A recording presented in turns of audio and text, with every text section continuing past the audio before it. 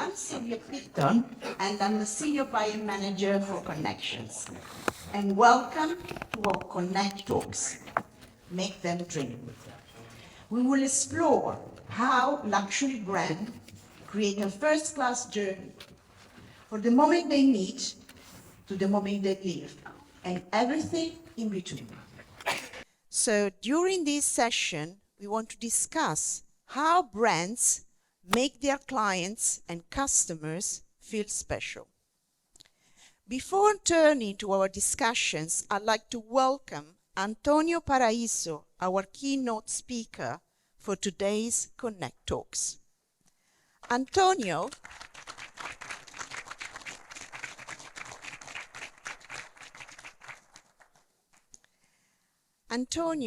is an expert on all things luxury and a consultant for iconic brands such as Porsche and Giorgio Armani.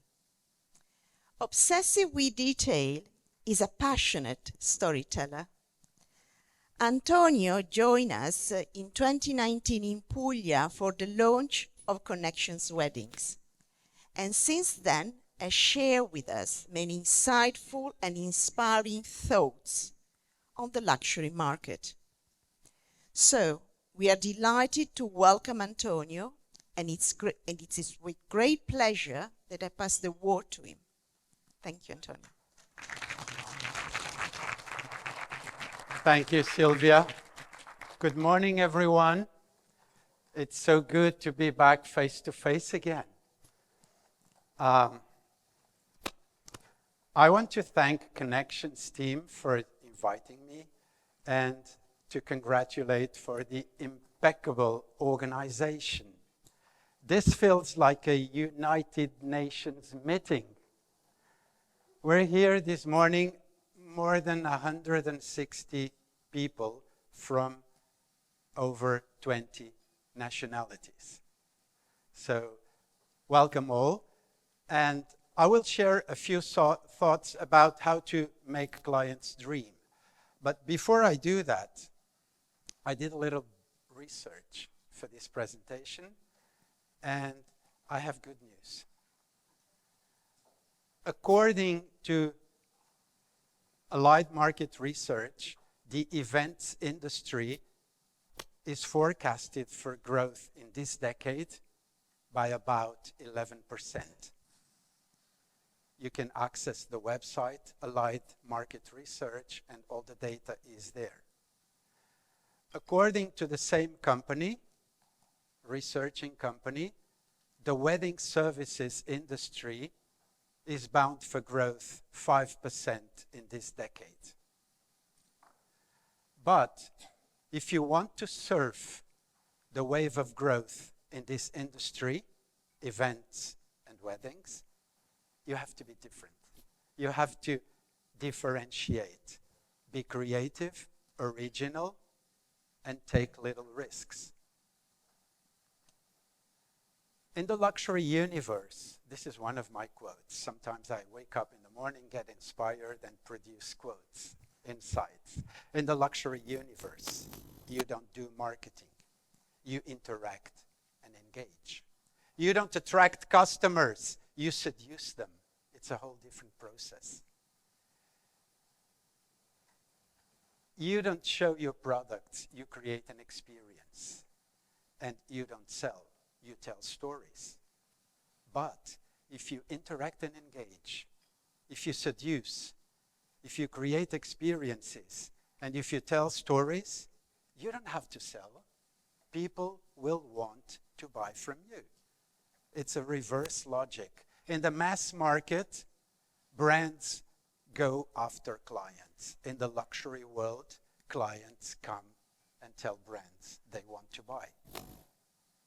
But luxury brands do it right.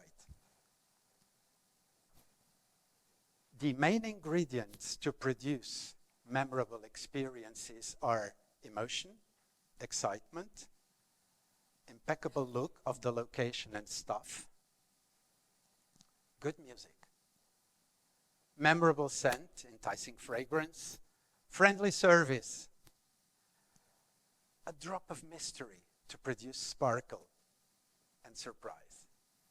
some mystery, engaging stories, and if possible, zero mistakes. If not possible, I'll address the topic in a minute, because zero mistakes is difficult, but there's a way to overcome it. It's all about the experience. That's what clients buy. Now, I'll share with you the 5 steps, a formula to produce memorable customer experiences and customer journeys. I've learned this formula from a Harvard professor, and then I slightly adapted it to the luxury environment. So this is my interpretation of this formula. The step number 1 is stimulate the senses. Turn disappointment into delight when things go wrong. Plan to surprise at all times. Surprising, wowing customers in luxury is mandatory all the time. Money is not an issue. People have money to spend, but they won't spend the money unless they are totally surprised. In luxury, expectations are very high. People with money have high expectations, and brands and suppliers in this industry cannot meet expectations. They have to overcome, exceed expectations, which is difficult. Expectations are high, and you have to exceed them. But there's no other way. That's how it works. Tell compelling stories. Luxury brands and luxury suppliers are storytellers all the time. People love stories. And run small, controlled experiments. Now, let me give you a few examples of each of these 5 steps. Walk into the lobby of the Raffles Singapore. Get on board the Orient Express, and all your senses will immediately be taken, stimulated. There will be an explosion, a fantastic sensation where all your feeling or all your senses are stimulated at once. And people, when they have their senses stimulated, they feel emotion, they feel magic. I should have said that in the beginning. This presentation will have 15 minutes. That's how it goes. Please pay attention and take notes, because then you will be challenged. Then you will have another 10 to 15 minutes to think of ways how to apply these ideas to your business. Oops. Yes. Turn disappointment into delight. Let me share with you this little story I have lived a few years back. Like 7 years ago, I was invited by Procter & Gamble to speak at their annual convention in Singapore.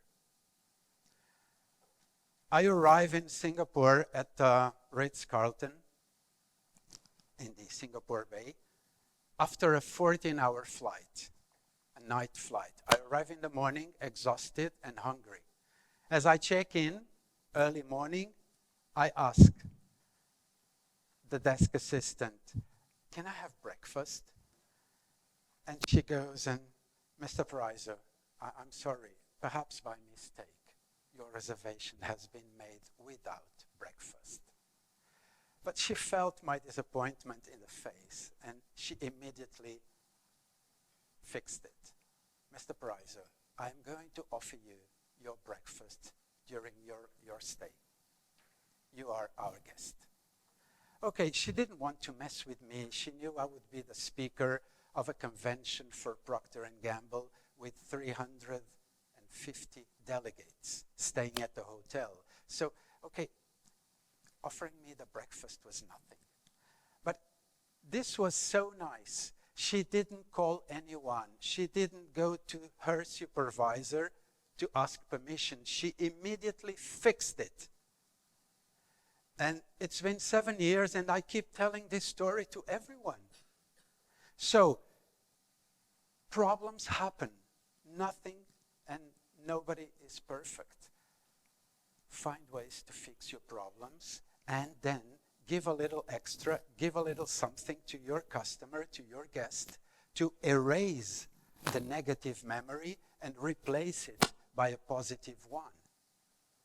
Make a list of things that might go wrong in your industry and think of ways of how to fix them quickly on site. Plan to surprise. In luxury, you have to surprise and wow your customers all the time. This is, on your left, the private dining room at the Shangri-La, Sydney, on the rooftop, with a magnificent view over Sydney Harbour and Sydney Opera. And if you want to surprise special guests, you don't take them to the restaurant, you take them up there. In Chicago, there's a 3 Michelin star restaurant called Alinea. Chef Grant Achatz is the master of surprise. We don't have time to show the videos. Go on YouTube and watch the videos. Just search for Alinea Restaurant Chicago. You will see fantastic videos of Chef Grant Achatz preparing dessert. This is how he does it. He prepares dessert like painting, Miro style drawings, paintings, with chocolate mousse, fruit jam, crème brûlée, and many other surprises. Clients are really wowed, and they don't discuss price. They pay whatever. And there's something interesting that Chef Grant Achatz also does. He thought, in my restaurant, people come not only to eat, they come for a performance. So just like in any theater, I will charge beforehand. So when you make the reservation, you pay.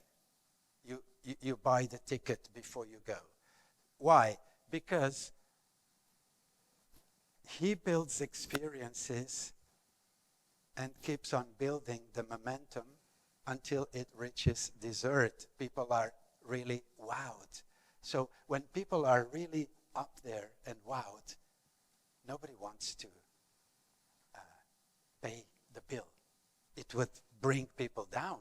So if you want, so of course, so he charges beforehand so that people do not leave the restaurant with a negative or less memorable feeling. Tell compelling stories. Quick story. Champagne Paul Roger. Great champagne. The Roger family was friends with Sir Winston Churchill. They met in a dinner party at the French embassy in London in the late 40s after the war. They became friends. Sir Winston Churchill had very white skin, almost transparent, and so he didn't like sunshine. He didn't like to go to the beach because he would burn easily. Knowing this, the Roger family would invite every summer Sir Winston Churchill to come to the wine farm in France and spend summer in the countryside. And still today, the brand, to pay tribute to this friendship, they produce every year a limited edition of a bottle with the label Sir Winston Churchill Champagne in a beautiful box, and inside the box there's a little booklet telling small stories and anecdotes and episodes of the stays of Churchill in the farm. And this little book of stories inside the box adds so much value to that bottle of sparkling wine. Well-told stories add value to products and services. Think about this. I'm a consultant for Porsche here in Portugal, and just before the pandemic, we wanted to celebrate the 50th anniversary of the most iconic Porsche model, the 911. 50 years of 911 Porsche. So what did we do? We decided to tell a story during the event. We produced this with the event the creative agency. We produced in the Porsche dealership has 6,000 square meters. It's a big one. So we have space there. We built a catwalk and we produced a fashion show with beautiful models, catwalking, fashion from the 5 decades. The 60s, the 70s, the 80s. With music, with the hit songs of those decades. And with a huge video wall showing facts and news of those decades, while the girls and boys were catwalking. So in the 60s, we had a man going to the moon, and then later we had perestroika, and then we had this and that. So it was like reviving 5 decades of news, facts, music, and fashion, and telling the story of the different 9/11 models. So think of ways of designing and organizing events that tell stories as the event unfolds. Pick a topic, pick a subject for inspiration. Let me give you a few. Produce events inspired in the story of Bonnie and Clyde, La Dolce Vita, The Great Gatsby, Arabian Nights, the crazy 80s, whatever topic. Think, draw the script, design the script, and tell a story during the event. People love that. And finally, run small controlled experiments. People with money, rich people, the affluent crowd, they have a propensity to take risks. They like taking risks to a certain extent. They must trust the supplier. As long as they trust the supplier, as long as they feel safe, they like to experiment new things. That's why molecular gastronomy is so popular among the affluent crowd. That's why edible gold in champagne and dessert is so popular and wanted. And that's why the French brand Krug Champagne recently opened in the city center of Paris a music studio, Krug Studio. It's a studio built with a proper acoustic for music. People go there. There's a whole menu, different menus of champagne tastings with music. And they have ordered a study, a research from the Oxford University.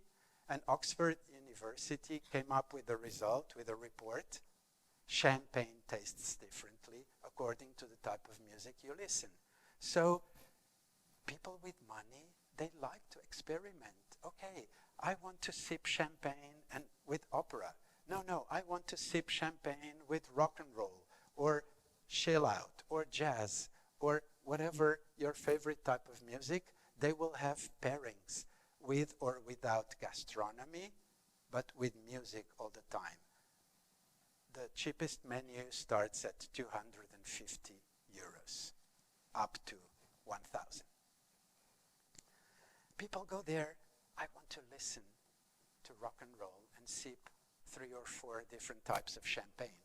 And it's okay to pay 400 euros or 500 for that. So think of ways to experiment and give your clients and guests new ideas. Okay, I will pause for now and hand over to Gemma and Greg. Thank you very much. I'll come back soon. Thank you.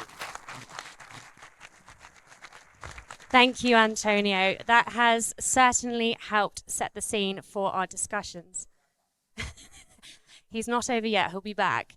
Hi, everyone. For those I haven't yet met, I'm Gemma Fitchett, Head of Marketing and Communications for Connections. Now, guys, it's over to you. On your table, you will find a topic that is related to the 5-step formula Antonio has just shared. I think some of them are turned over, so if you flip them over, you'll see what I'm talking about. Now, Greg, what are they going to do?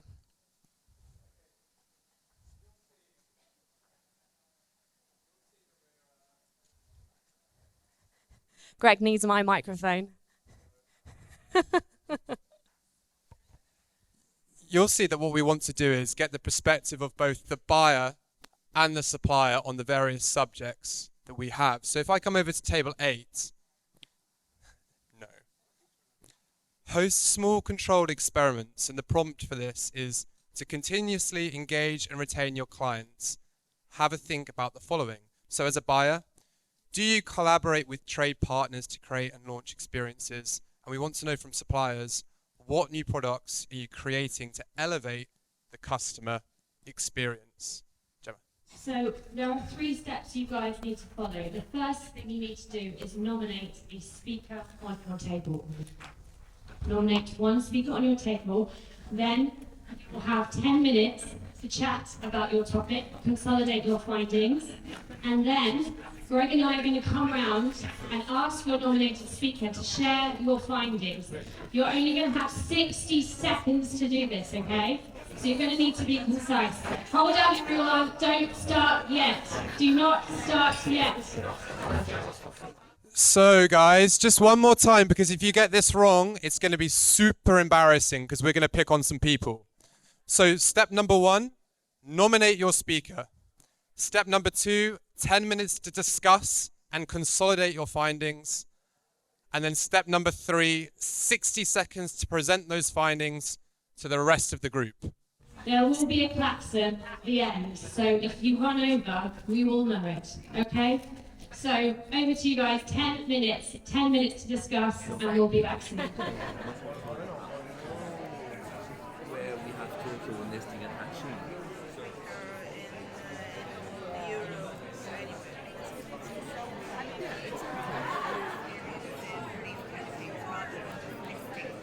So, as briefed, you would have already elected a speaker, and that speaker is going to report back to the rest of the group on the findings of your table. And as warned, you have 60 seconds to do that. So Gemma, do you want to choose our first victims? Well, this table is still talking, so these people are going to be our first victims. Hello. Which one of you is your nominated speaker? Lovely. Go for it. You're amongst friends here. Okay, what's your topic? You are turn disappointment into delight.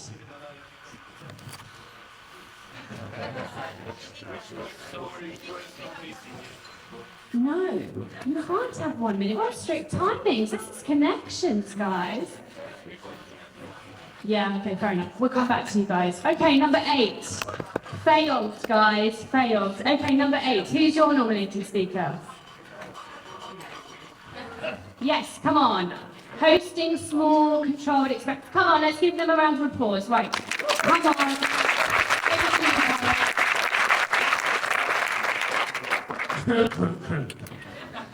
Okay, let me tell you.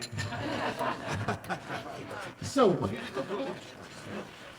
okay, we are all agreed, both suppliers and of course lobby buyers, that it's a team effort to create a synergy between us, and the common goal is to make the clients happy for a memorable holiday.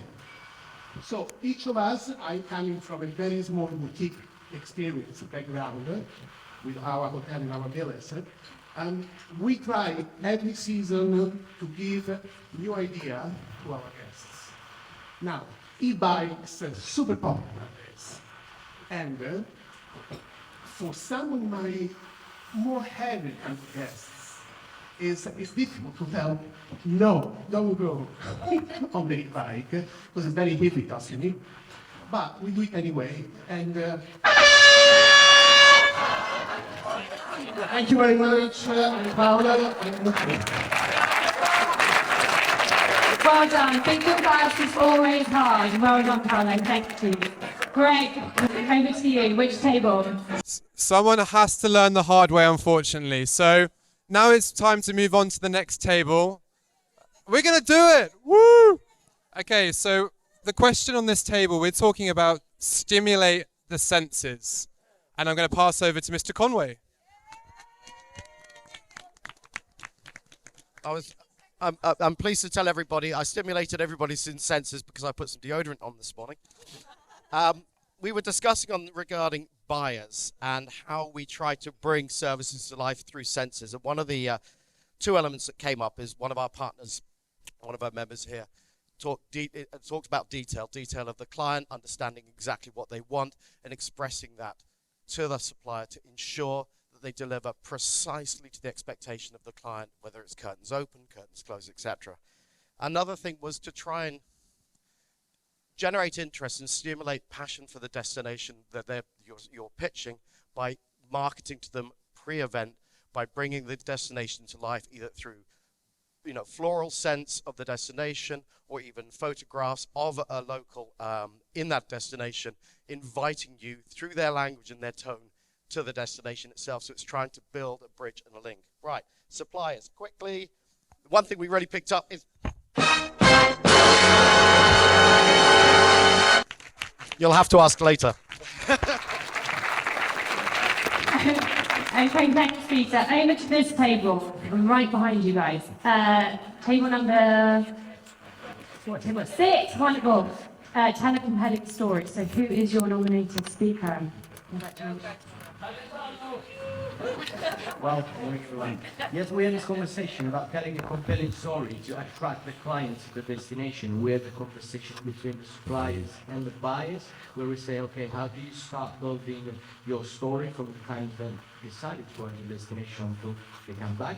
And they do, the suppliers, the buyers, are pairing with the local DMCs and the destination bureau to create the expectation and to build up the story before they travel in there.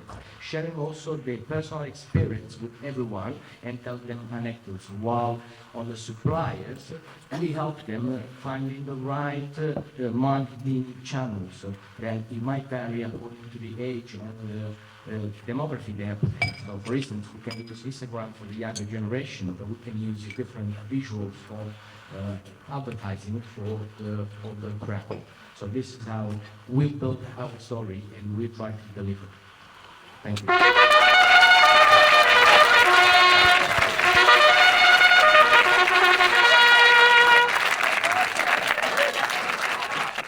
Nice work. That was perfect. So, Gemma, I reckon we've got time for 2 more. Okay, so I've already chosen my table. I'm over here, next to Sam.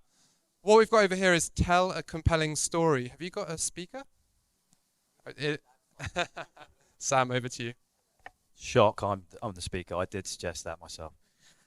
So this one actually is quite close to my heart at the Ned in London, because the whole business was actually created from telling a story in an old 1920s bank building. But this, we actually came to the same conclusion, and it's actually like more unique. So the question for suppliers was, do you find some marketing channels to be better at telling stories than others? The two we thought were best were in person, because you're actually tangibly able to control what the story is that you're conveying, and that's whether doing site visits or having client meetings. And then the second one was the more kind of personable IG post, which is very simple with a small caption, as opposed to an infinite array of information that might be on a website. And we both agreed on that on the buyer and supplier side. And I think from the buyer side, it was more being a specialist in what they do, being a unique area of travel or events, so that the service they provide tells their story. So they don't need to create the story because they're such specialists in that field. So I think that was what we came to the conclusion on in telling stories in hospitality.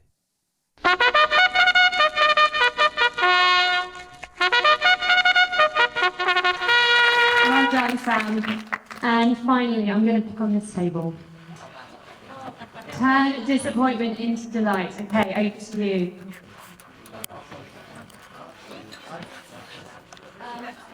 So, turning disappointment into delight, you realise that there's a crossover between buyers and suppliers, because, we all want the same thing in the end. So, we can start by trying to resolve the problem. If you don't resolve the problem, it will just keep building up, and every little detail that goes, not exactly 100% to plan, will just kind of build up and just wanting to increase. You can always try to add, additional amenities if, to kind of sugarcoat things a little bit if things haven't gone exactly to plan. Giving a personalised approach and listening to, the client and understanding what the problem is and trying to resolve it that way. Do it face to face if possible to really connect with the client and ask open-ended questions so you can get the feedback and you can try to resolve it for future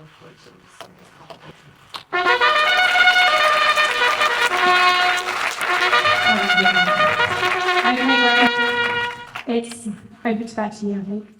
Yeah, well, I think thank you very much for that. You've been great sports and lots of ideas. If you've taken notes, if you can leave those on the table, because if your handwriting is good enough, we might be able to extract some knowledge for our insight reports. And now I'm going to pass the word back over to Antonio. Microphone. Hello? Yes.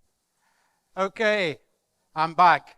And I'm back to wrap up and to finalize with a real-life example of a Portuguese brand that is doing all the 5 steps in a very elegant way. Savoy Palace is a palace hotel in a beautiful 18th century building in Sintra, near Lisbon. Is this working? Yes. This palace hotel, they have this idea: recreate the 5 o'clock tea ritual inspired in the life of 3 different Portuguese queens. Elegant ladies go for tea there to feel like queens. There are 3 different tea menus. Each menu, according to whatever menu you choose, you will be taken to a different room. Each menu is served in a special room in the palace. Each menu has its own porcelain set from an iconic Portuguese brand called Vista Alegre. Vista Alegre is the porcelain brand in Portugal and one of the most iconic porcelain brands in Europe and in the world. They are 200 years old and they produce beautiful porcelain. Each menu has a different type of tea or a different selection of teas and cakes and scones. And last but not the least, while tea is served, stories and anecdotes related to the lifestyle of the queen of that menu, stories and anecdotes are told. So elegant ladies, they go for tea there in the hotel to feel like queens and to socialize and to experience and feel special and experience a different atmosphere and sensation. So I believe Tivoli Palacio City Eyes has really nailed it and is doing this beautifully. And I wrap up and finish by telling you that clients under strong emotional status, they buy more, they spend more, and they are happier. And that's your job to do it. Make them feel special. Treat them like royalty. Make them dream. Thank you very much.